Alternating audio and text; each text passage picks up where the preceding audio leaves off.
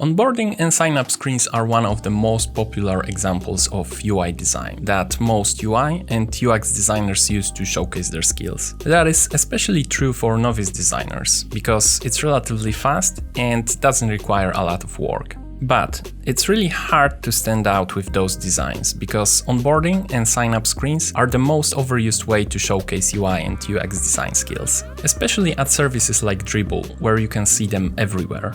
Today I have selected for you 4 examples of mobile design screens from that category, prepared by novice and more experienced UI and UX designers, with the intention of improving them.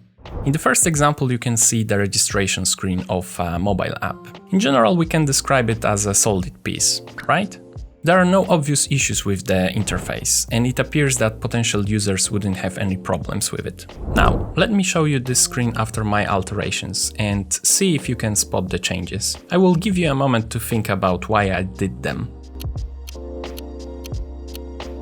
Okay, let's start from the most obvious one, the buttons. As you probably notice, we have 3 of them with the same shape and size. I applied the symmetrical balance design principle, but also color contrast and repetition to achieve visual hierarchy. Since all of the buttons essentially do the same thing, which is a creation of the account, it's important to highlight that within the interface. Context of the primary action is also important, which is why the sign up button is highlighted with color as a primary action. There is no need of describing things within your interface if you are able to showcase it through well-thought design. Unification of the color palette allowed me to reduce the information noise, which in the end makes the interface much cleaner and pleasant to interact with. Apart from that, there are several smaller changes like size and distances around input fields. In the context of any input forms, you need to consider various use cases like input validation. On the first design, input labels were too big, which would break the layout in case of any error. Next thing is the size of secondary action, which is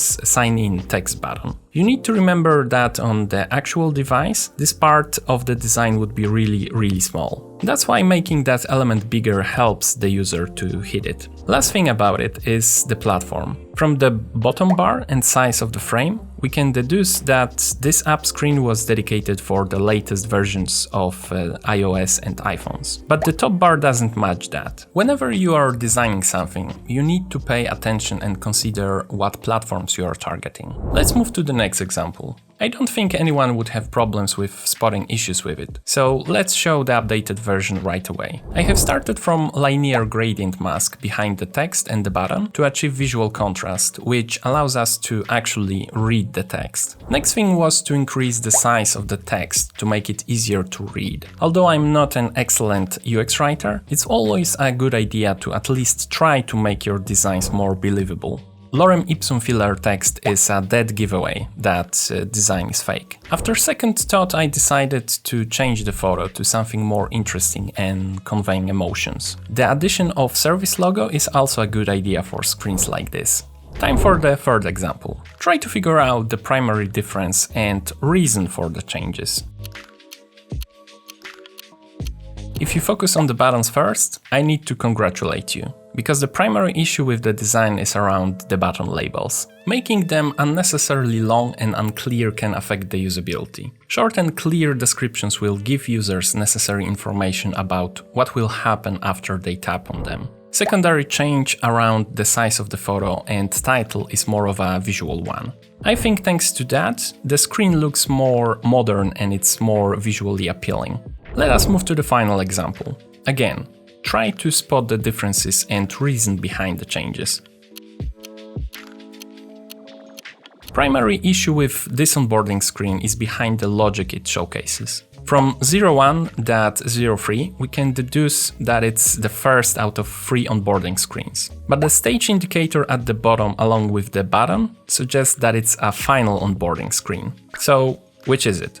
Of course, a single screen without any external context may be a bit hard to figure out, but we need to ensure consistency on every screen we are designing. There is no need for 2 indicators which essentially show the user the same thing. Apart from stage indicator adjustment, I have also improved the copy of the text and changed the button label to reflect the stage we are in.